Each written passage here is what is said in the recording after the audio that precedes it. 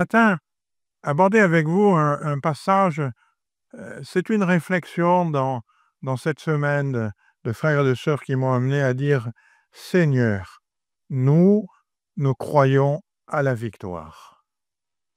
Nous sommes de ceux qui croyons à la victoire. Alors, je voudrais vous dire que, pour éviter tout malentendu, ce n'est pas la méthode de Coué. Vous savez, la méthode Coué qui consiste à dire: «Tout va bien, tout va bien, tout va bien, tout va bien». Non, non, c'est pas ça. Ce n'est pas jouer au jeu d'argent, en disant: «Je vais mais si, je vais finir par gagner». Ce n'est pas croire dans nos forces, ce n'est pas croire dans notre bonne chance, hein, dans notre bonne étoile. Non, c'est pas ça. On va prendre un passage dans l'Ancien Testament. L'Éternel parla à Moïse et dit: «Envoie des hommes pour explorer le pays de Canaan que je donne aux Israélites». Dieu dit à Moïse: «Voilà, je donne un pays aux Israélites et envoie des hommes pour explorer ce pays que je donne». Et lorsque nous lisons le texte, je vais résumer, Moïse va prendre 12 explorateurs, il va les envoyer.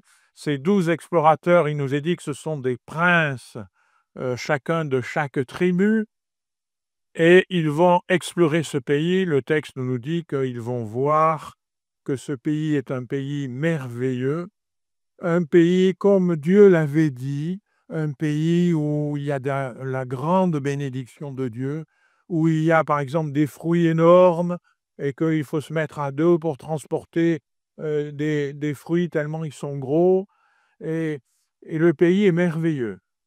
Et ils reviennent, ils restent dans le pays à explorer pendant 40 jours, et 40 jours plus tard, ils reviennent. Notez bien ce jour, 40. 40 jours plus tard, ils reviennent.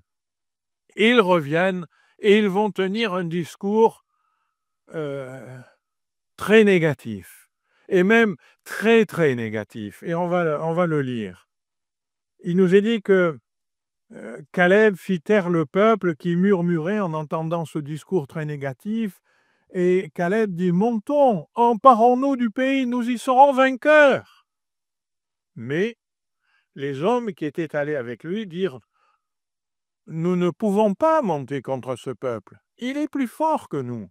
Et ils décrièrent devant les enfants d'Israël le pays qu'ils avaient exploré. Ils dirent: «Le pays que nous avons parcouru, pour l'explorer, est un pays qui dévore ses habitants. Tous ceux que nous y avons vus sont des hommes d'une haute taille. Nous y avons vu des géants, enfants d'Anak, de la race des géants. Nous étions à leurs yeux et aux leurs comme des sauterelles. Toute l'assemblée éleva la voix et poussa des cris, et le peuple pleura pendant toute la nuit». Quel drame, mes frères et sœurs! Quel drame! 10 de ces 12 explorateurs vont faire un rapport qui est un rapport négatif. Ils vont parler de ce qu'ils ont vu. Ils ont vu des hommes d'une haute taille, ils ont vu des géants, de la race des géants, et ils vont dire nous étions à nos yeux comme des sauterelles, et aux leurs aussi, comme des sauterelles. Ils n'en savent rien puisqu'ils ne les ont pas interviewés, mais ils imaginent qu'à leurs yeux, ils sont comme des sauterelles. Et il nous est dit que toute l'assemblée se lamente. Elle élève la voix et elle se lamente. Et elle pousse des cris, et tout le peuple pleure pendant toute la nuit. Et ils sont devant ce constat: nous ne pouvons pas monter. Pourtant, on a vu que Moïse avait dit, Dieu avait dit à Moïse: voilà le pays que je vous donne. Envoie des explorateurs. Dieu avait dit: c'est un pays que je donne. Et parmi ce peuple, quel drame! C'est un peuple qui vient de sortir d'Égypte, qui vient de voir une délivrance extraordinaire, qui vient de voir l'Éternel envoyer des plaies jusqu'à une dernière qui fait que Pharaon cède et laisse partir le peuple. Ils ont vu les gens leur donner tout ce qu'il fallait pour qu'ils puissent sortir de l'or et tout ce qu'il fallait. Ils sont partis, ils sont arrivés conduits par une nuée, ils sont arrivés devant la mer et Moïse a ouvert la mer. Ils sont passés à pied sec dans la mer. Ils ont commencé à marcher dans le désert et Dieu les a conduits. Ils ont vu des miracles extraordinaires. Et là, ils passent la nuit devant le pays que Dieu leur donne. Ils sont aux portes du pays que Dieu leur donne. Et là, ils disent, eh ben non, on ne peut pas y aller. Et ils se lamentent toute la nuit et pleurent pendant toute la nuit. Alors, il y en a deux qui ont une réaction différente, c'est Josué et Caleb. Parmi ceux qui avaient exploré le pays, Josué, fils de Nun, et Caleb, fils de Jephunneh, déchirèrent le vêtement et parlèrent ainsi à toute l'assemblée des enfants d'Israël. Le pays que nous avons parcouru pour l'explorer est un pays très bon, excellent. Si l'Éternel nous est favorable, il nous mènera dans ce pays et nous le donnera. C'est un pays où coule le lait et le miel. C'est ce que Dieu avait dit. C'est un bon pays, c'est un pays où il y a de la bénédiction. Et Josué et Caleb disent, mais non, c'est un bon pays. Ne regardez pas les difficultés, regardez ce qu'il y a de bon, ce qui est conforme à ce que Dieu avait dit. Et puis, il va dire, si l'Éternel nous est favorable. Ce si qu'il dit là, c'est pas un si de questionnement. J'ai pris une version ici, certaines versions disent peut-être l'Éternel nous est favorable. Je pense que c'est mal traduit. La bonne traduction, c'est mais si l'Éternel nous est favorable. Puisque, on pourrait dire, puisque l'Éternel nous est favorable, mais alors il nous mènera dans ce pays, il nous le donnera. C'est un pays où coule le lait et le miel.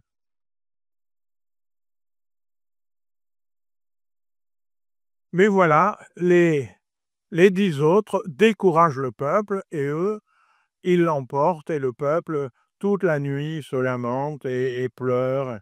Et Dieu va réagir. Dieu va dire à Moïse, écoute, puisque c'est comme ça, eh bien, je vais rejeter ce peuple. Alors, c'est long, il y aurait beaucoup de choses à dire, mais je vais passer rapidement. Et Moïse va faire un travail extraordinaire. Il va se tenir devant Dieu, il va intercéder, il va lui dire, mais mon Dieu, pardonne-les, et puis rappelle-toi que nous sommes ton peuple. Que diraient nos ennemis s'ils voyaient que nous sommes abandonnés? Que penseraient-ils du Dieu qui est le Dieu qui les a fait sortir à bras étendus? Et finalement, Dieu va dire, eh bien, puisqu'ils m'ont méprisé, ils ont passé 40 jours dans ce pays, eh bien moi, je vais leur faire passer 40 années dans le désert.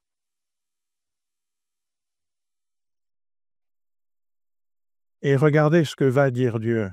Il va leur dire, parce que mon serviteur Caleb a été animé d'un autre esprit, qu'il a pleinement suivi ma voie, je le ferai entrer dans le pays où il est allé, et ses descendants le posséderont. Dieu dit, voilà, tous ceux qui ont reculé, tous ceux, ils ont vu ma gloire, ils ont vu les miracles, ils ont vu la grâce de Dieu dans leur vie. Mes frères et sœurs, je le dis avec beaucoup d'émotion, parce que je crois que beaucoup d'entre nous, nous tous peut-être qui sommes ici, nous avons déjà vu la gloire de Dieu dans nos vies. Nous avons déjà vu la fidélité de Dieu. Nous avons déjà vu la délivrance de Dieu. Nous avons déjà vu des miracles que le Seigneur a opérés dans nos vies. Mais là, ce peuple, devant ce pays qui était occupé par des géants, eh bien, il va reculer. Et Dieu va dire, eh bien, tous ceux qui étaient de la vie qu'on ne peut pas monter, eh bien, ils n'entreront pas dans ce pays. Quel drame! Mes frères, mes sœurs, je veux vous faire saisir qu'en une nuit, cette nuit où ils ont pleuré, où ils ont gémi, où ils ont dit non, pourquoi le texte nous dit qu'ils vont dire: «Mais pourquoi Dieu nous a fait sortir d'Égypte pour venir ici dans le désert et mourir là dans le désert? Finalement, on était mieux là-bas, on ferait bien d'y retourner». Enfin, pour une nuit. Toutes des générations vont périr dans le désert, vont jamais voir la promesse que Dieu leur faisait, qui était une promesse magnifique, pour une nuit. Et le Seigneur va dire, voilà, Caleb, le texte dira aussi Josué, euh, un peu plus loin, il va dire Caleb et Josué ont été animés d'un autre esprit. Et parce qu'ils ont été animés d'un autre esprit et qu'ils ont pleinement suivi ma voie, je les ferai entrer dans le pays où il est allé et ses descendants le posséderont. Cette promesse, elle était pour eux et pour tous les descendants. Mes frères et sœurs, nous aussi, on a des descendants. Nous aussi, on a des familles. Nous aussi, on a des enfants. Nous aussi, il y a une postérité derrière nous. Le Seigneur donne une promesse, pas simplement à eux, mais à eux et leurs descendants.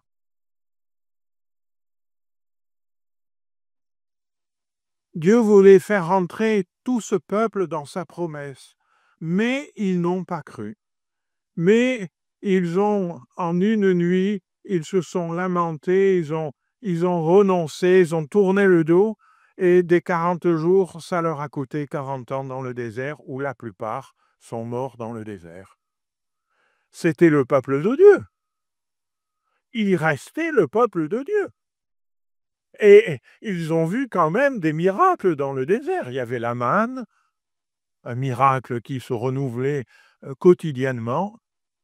Ils ont vu quand même la grâce de Dieu. Ils étaient toujours le peuple de Dieu. Mais ils sont passés à côté d'une promesse excellente parce qu'ils ont douté, parce qu'ils ont eu peur. Et il n'y a que Caleb et Josué qui étaient animés dans notre esprit. Vous voyez, je reprends la parole de Caleb, il dit, si l'Éternel nous est favorable, il nous mènera dans ce pays et nous le donnera. C'est pas, il y avait, les autres, ils ont vu des géants, des Anakim, des géants, et on se rappelle que, pour la petite histoire, Goliath était un Anakim. Et voilà ce que ça veut dire, les géants. Ils ont vu des géants et ils se sont dit, mais non, on ne va pas arriver à combattre contre eux. Vous vous rappelez, j'avais souligné dans le texte, nous avons vu, nous avons regardé, nous pensions que nous étions comme des sauterelles. Nous. Mes frères et sœurs, combien il nous faut apprendre à changer la conjugaison. C'est pas nous, c'est il. Il nous mènera dans ce pays et nous le donnera. Pourquoi il nous mènera dans ce pays? Mais parce qu'il a dit, parce que c'est sa promesse. Alors, il nous mènera dans ce pays. Caleb et Josué, ils voulaient voir la promesse de Dieu s'accomplir. Excusez-moi de dire ça, ils voulaient en être. Ils voulaient être dans la promesse de Dieu. Mon frère, ma sœur, ce matin, est-ce que tu veux être dans toutes les promesses que Dieu a faites à son peuple? Moi, je vais être dans toutes les promesses que Dieu a faites à son peuple. Et je veux vous entraîner avec nous. Et nous voulons que toute l'Église de Marignane, elle connaisse, elle vive les promesses de Dieu pour nous. Amen.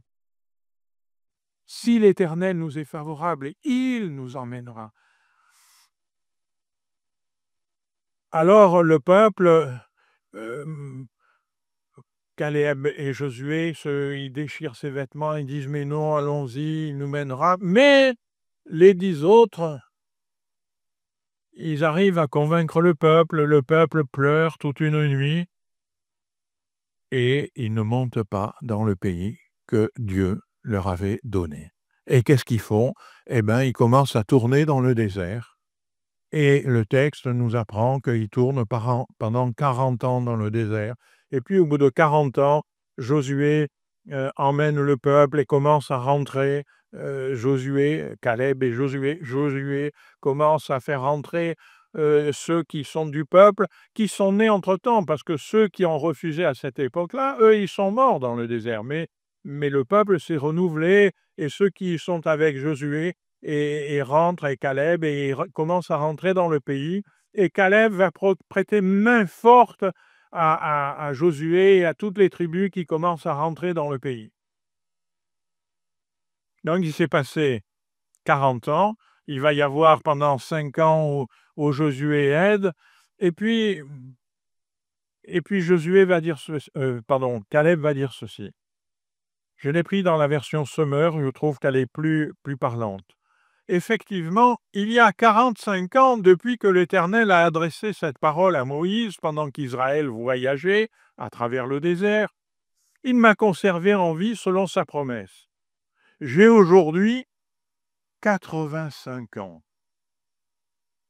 Mes frères et sœurs, le Seigneur ne fait pas de jeunisme.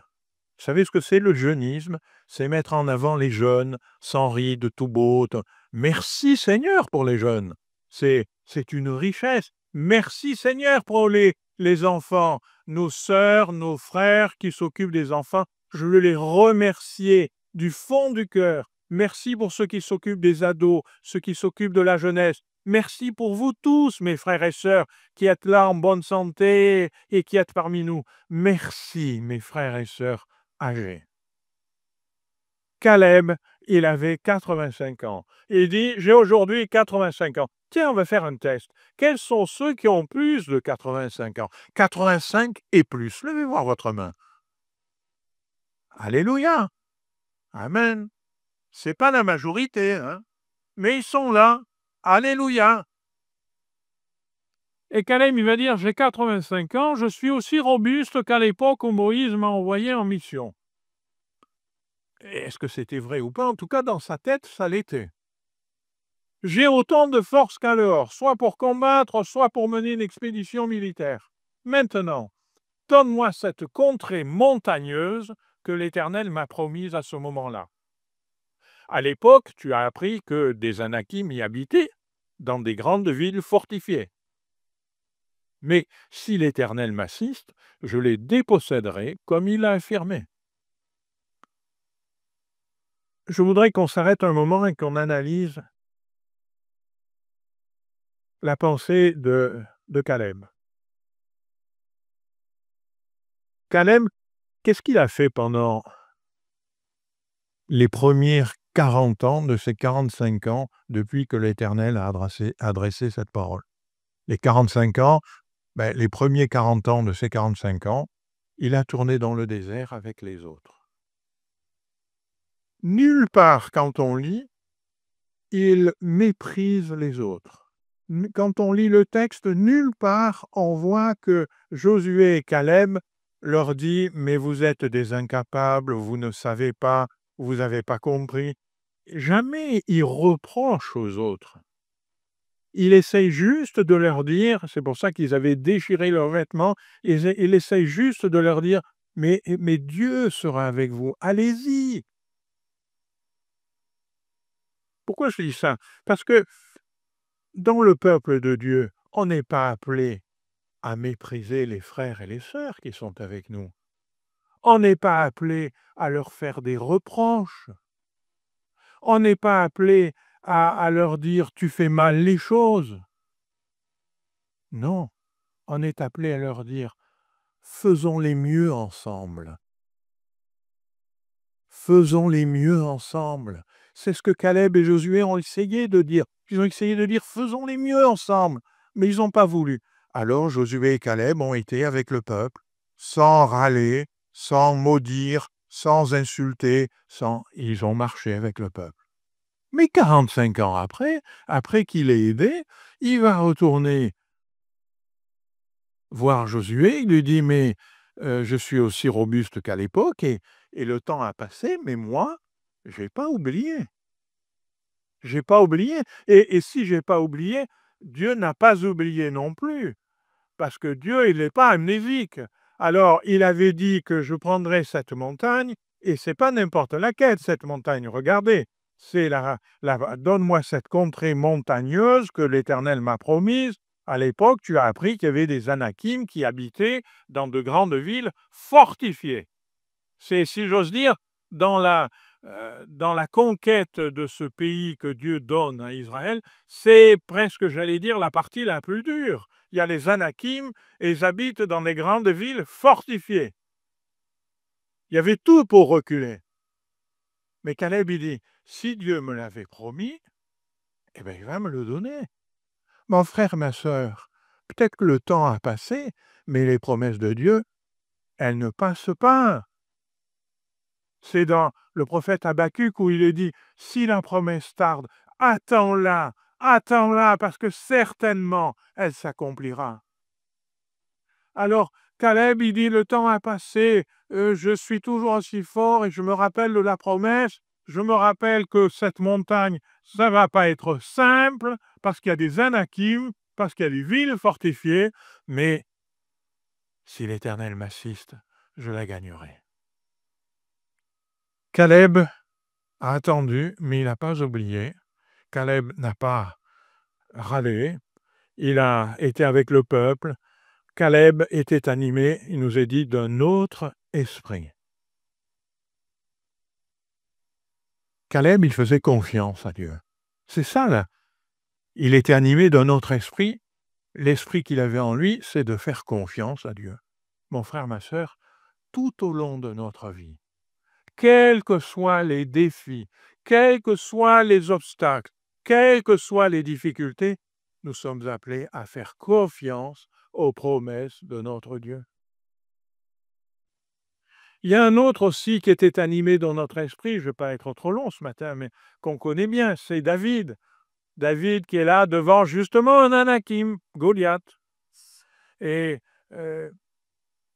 il va dire à David, il va dire à Saül, ben, ton serviteur faisait paître les brebis de son père, et quand un lion ou un ours venait en enlever une du troupeau, je courais après lui, je le frappais et j'arrachais la brebis de sa gueule. Le petit David, il en veut, hein.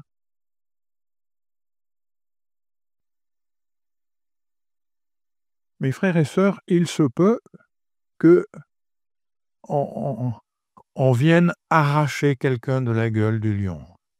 Parce que le lion, il est celui qui rôde constamment, prêt à dévorer qui il pourra. C'est l'ennemi de nos âmes. Eh bien, les chrétiens, ils sont des petits David et ils cherchent à l'arracher de la gueule des lions. Mais là, il disait, j'arrachais la brebis de sa gueule, et s'il se dressait contre moi, je le saisissais par la gorge, je le frappais, je le tuais. C'est ainsi que ton serviteur a terrassé le lion et l'ours. Il en sera du Philistin, de cet incirconcis, comme de l'un d'eux, car il a insulté l'armée du Dieu vivant. Et regardez ce que David rajoute. David dit encore, l'Éternel qui m'a délivré de la griffe du lion et de la patte de l'ours, me délivrera aussi de la main de ce Philistin. Si on ne lisait pas la fin, on pourrait se dire, David était un jeune garçon drôlement audacieux, était un jeune garçon qui n'avait pas peur de la bagarre contre un lion, contre un ours, et il avait des capacités extraordinaires. Mais David, à la fin de ces versets, nous dit, on voit ce qu'il avait dans le cœur. Dans le cœur, quand il se battait contre la brebis, quand il arrachait la brebis de la gueule du lion ou de l'ours, mais il comptait sur l'Éternel. Et à la fin, il dit, l'Éternel qui m'a délivré. C'est l'Éternel qui délivre. C'est l'Éternel qui nous fait sortir des combats dans lesquels quelquefois nous sommes. C'est l'Éternel qui délivre. Et l'Éternel qui m'a délivré dans le passé, il est encore celui qui me délivrera aujourd'hui. David était aussi animé d'un autre esprit.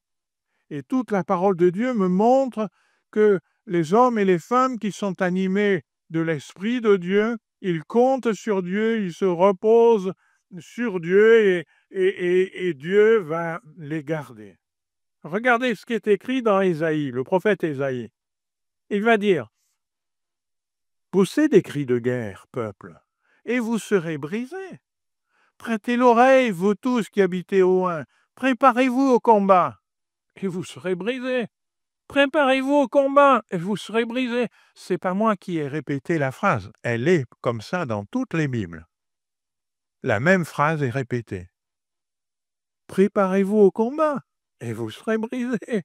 Préparez-vous au combat et vous serez brisés. Formez des projets et ils seront anéantis. Donnez des ordres, ils seront sans effet. Car Dieu est avec nous. Amen. Mes frères et sœurs, le monde, l'ennemi de nos âmes, il peut rugir, mais si ma foi, elle est dans celui qui est avec moi, alors, eh bien, préparez-vous au combat, mais vous serez brisés. On va y aller. On va sortir l'épée de notre fourreau, j'imagine. On va, comme Caleb. Caleb, il dit, donne-moi le pays, je vais monter, je vais reprendre ce pays. Il n'a pas dit, j'attends que Dieu enlève les villes fortifiées, les Anakim, etc. Une fois que tout sera bien lisse, qu'il n'y aura plus aucune difficulté, là, je viendrai sur la pointe des pieds, je prendrai possession du pays. C'est pas du tout ça. Caleb, il a dit, ouais, il y a des villes fortifiées, il y a des géants, mais on va y aller, hein. Et on va y aller et on va le reprendre parce que l'Éternel est avec nous. Et là, Ésaïe dit, OK, vous voulez me préparer le combat? Eh bien, allez-y, préparez le combat, mais je vous avertis, la fin, c'est que vous serez brisés. Vous voulez former des projets? Allez-y, mais la fin, c'est qu'ils seront anéantis. Vous voulez donner des ordres? Eh bien, ils seront sans effet, parce que Dieu est avec nous. Amen. Quand Dieu est avec nous, mes frères et sœurs, tout devient possible. Vous savez, on est en train de lire Matthieu ensemble, hein, la lecture suivie du Nouveau Testament. Et on l'a tous lu, on le connaît ce verset. Dans Matthieu 1, 23, « Voici la Vierge sera enceinte, elle enfantera un fils, on lui donnera le nom d'Emmanuel, ce qui signifie Dieu avec nous. » Mes frères et sœurs, nous avons Jésus Emmanuel qui a été donné pour nous. Et toi, mon frère, ma sœur, qui a pris la Sainte Seine ce matin, qui a reconnu que le Seigneur Jésus, il est venu, il a donné sa vie pour toi parce qu'il t'aime, parce qu'il veut que tu sois vainqueur, eh bien, Dieu est avec toi. Et si Dieu est avec moi, qui sera contre moi, dira l'apôtre. La victoire, elle est possible parce que Dieu est avec nous. Et lorsque Dieu est avec nous, eh bien, les combats, eh ben, préparez-vous au combat, vous serez brisés. Préparez-vous, formez des projets, ils seront anéantis. Donnez des ordres, ils seront sans effet. Parce que Dieu est avec nous. Alléluia. Quand vous le savez, quand les apôtres, le Seigneur a été crucifié, il y a une terreur terrible qui s'empare de tout Jérusalem. Euh, on a crucifié le Seigneur au milieu des brigands, comme si c'était un malfaiteur, lui qui n'a rien fait, qui était pur, qui a donné sa vie en rançon pour le péché de nous tous. Et là, il y a une terreur qui s'installe à Jérusalem. Euh, les portes se ferment, personne n'ose dire qu'il est chrétien, mais, mais il va y avoir euh, la Pentecôte et l'Esprit Saint va venir sur les apôtres et les apôtres vont se mettre à proclamer Jésus-Christ, à proclamer le salut en Jésus-Christ. Alors il nous est dit que tous les anciens d'Israël, les pharisiens, les, les, les religieux les arrêtent, leur interdisent de parler dans ce nom et leur disent si vous parlez, ils leur font des menaces et les menaces, ils viennent de voir que Jésus a été exécuté de façon atroce. Ils font ces menaces. Mais eux, ils sont animés d'un autre esprit. Et regardez ce qu'ils vont dire. Maintenant, Seigneur, vois leurs menaces. Donne à tes serviteurs d'annoncer ta parole avec une pleine assurance, en étendant ta main pour qu'il se fasse des guérisons, des miracles, des prodiges, par le nom de ton saint serviteur Jésus. Quand ils eurent prié, le lieu où j'étais assemblé trembla. Ils furent tous remplis du Saint-Esprit et j'annonçais la parole de Dieu avec assurance. Il y avait des difficultés de taille. On les avait pris, on les avait amenés, on leur avait dit, si vous parlez au nom de Jésus, vous allez subir le même sort. Mais eux, ils sont animés d'un autre esprit, parce qu'il y a de la Pentecôte, parce qu'ils connaissent le Seigneur, parce qu'ils ont compris que le Seigneur, il est vainqueur. Alors ils disent, ouais, vous avez beau nous interdire, eh bien, Seigneur, tu vois leurs menaces, mais tu vas nous donner d'annoncer ta parole avec une pleine assurance, et tu vas même étendre ta main pour qu'il se fasse des guérisons, des miracles et des prodiges par le nom de ton saint serviteur Jésus. Excusez-moi de vous faire remarquer, mais en d'autres termes, ils sont en train de dire au Seigneur, Seigneur, tu vois leurs menaces, elles seront anéanties. Comme on l'a lu tout à l'heure, ils font des projets, ils seront anéantis. Ils donnent des ordres, ils n'auront aucun effet. Eh bien, là, c'est ce qui se passe. Ils disent au Seigneur, Seigneur, nous ont annoncé des menaces terribles. Ils ont prévenu qu'ils vont donner des ordres. Eh bien, Seigneur, tu vas anéantir tout ça. Parce que toi, l'Éternel, tu es victorieux. Alléluia. Ils sont animés dans notre esprit. Comme Caleb avait dit, si l'Éternel m'assiste. Mon frère, ma sœur, je voudrais te dire que si l'Éternel t'assiste, il n'y a rien qui peut résister devant toi. Il y a aucune chose qui peut t'arrêter si l'Éternel t'assiste. La grande question, c'est soyons animés de notre esprit. Ne faisons pas comme ce peuple qui se lamente, qui pourtant connaît Dieu, qui pourtant a vu des miracles, qui pourtant... Et puis à un moment donné, on ne sait pas pourquoi, ils sont arrêtés là, et parce qu'il y a 10 hommes qui viennent et qui leur disent « Oh là là, c'est difficile, on ne peut pas, il y a toutes sortes de raisons. Voilà. Ils restent là et ils pleurent toute une nuit, ils se lamentent. Et voilà. Et non, mes frères et sœurs, entrons dans les promesses de Dieu. Entrons dans les promesses de Dieu. C'est pas ni ton âge, ni ton état, ni rien qui peut t'arrêter d'entrer dans les promesses de Dieu. Il n'y a qu'une chose qui peut t'arrêter d'entrer dans les promesses de Dieu. C'est ce que tu crois. Si tu crois que c'est trop dur, que c'est trop difficile, que tu peux pas, que tu es trop petit, vous savez, ils ont dit, nous, on est comme des sauterelles. Si tu crois que tu es une sauterelle, eh bien, tu n'y rentreras pas. Mais ce qui me désole, c'est que tu risques de tourner 40 ans. Ça, c'est terrible. Entrons dans les promesses de Dieu. Voyons des guérisons au milieu de nous. Mes frères et sœurs, il y en a plein des guérisons au milieu de nous. On va pas le redire à chaque dimanche, mais presque tout le monde qui a levé la main, il a vu des guérisons dans sa vie. Alors oui, il y a des frères et sœurs qui aujourd'hui, à l'instant où nous parlons, ils sont dans des moments difficiles, ils sont alités, Eh bien, on prie pour eux et on attend la délivrance de l'Éternel. Soyons libres de toute captivité. Je suis toujours surpris de voir que des fois dans nos vies, on est chrétien, mais on est quand même, comment je dirais, sous l'emprise d'une certaine captivité. Je l'ai été pendant, je vous l'ai déjà dit, j'avais des allergies. Je disais, ah non, ça, faut pas que je mange, ça, faut... Et puis un jour, le Seigneur m'en a libéré. Alléluia! Mais mon frère, ma sœur, on ne devrait avoir aucune captivité, ni quelque chose qui vienne du passé. Souvent, quand je rencontre des gens, ils me disent, vous savez, j'ai vécu une enfance malheureuse, ça m'a marqué, ça a fait ceci, ça fait... Oui, c'est très triste. C'est, Seigneur, on aimerait que ces choses-là ne soient pas. Mais le Seigneur veut nous libérer du poids du passé. Soyons libres de toute captivité. Il y a des chrétiens qui fument. Ils fument la cigarette. Bon. J'ai connu un évangéliste américain, un grand évangéliste américain, qui disait, vous savez, ils iront quand même au ciel. Il est probable qu'ils iront plus vite.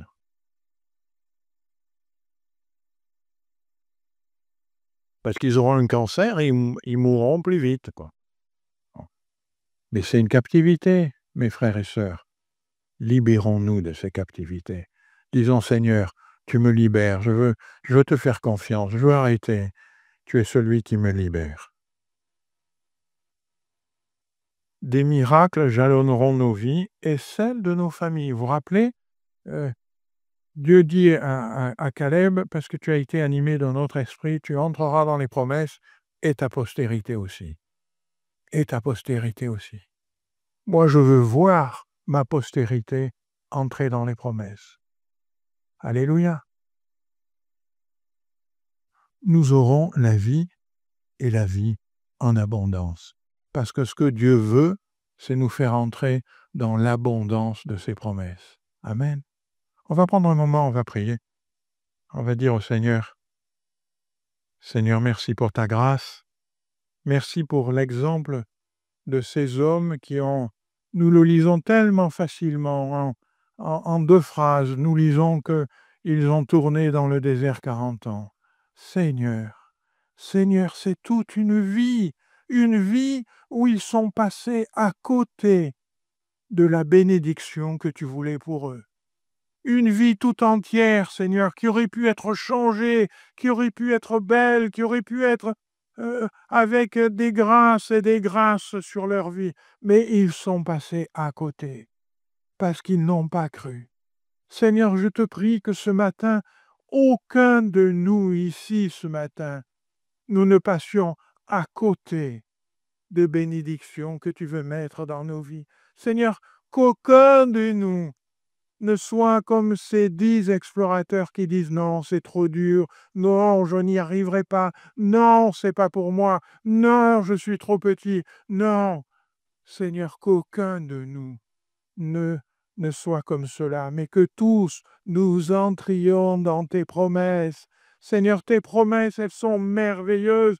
Comme ce peuple, tu lui donnais un pays qui était merveilleux, où coule le lait et le miel, un pays d'abondance. Seigneur, tu veux nous faire rentrer dans le pays d'abondance de tes promesses. Tu veux, Seigneur, nous faire grandir dans tes promesses. Seigneur, peut-être pendant un temps, nous avons été freinés par ceux qui étaient autour de nous. Et donnez-nous, Seigneur, cette grâce de ne pas mettre de reproches sur eux, de ne pas mettre de haine, de ne pas mettre de remarques disgracieuses les concernant, mais de garder seulement nos yeux sur ta promesse. Et que nous puissions dire comme Caleb, Seigneur, le temps est passé, mais dans mon cœur, la promesse de Dieu est toujours là. Et je m'appuie toujours sur la promesse de Dieu. Et Seigneur, maintenant encore, je veux entrer dans ta promesse. Père Saint, qu'aucun de nous ne passe à côté des promesses que tu as formées pour nous. Que ta parole, Seigneur, soit vivante en nous et que notre foi soit solide. Au nom de Jésus-Christ, je te le demande, pour l'honneur et la gloire de ton nom. Amen. Amen. Soyez bénis, mes frères et sœurs.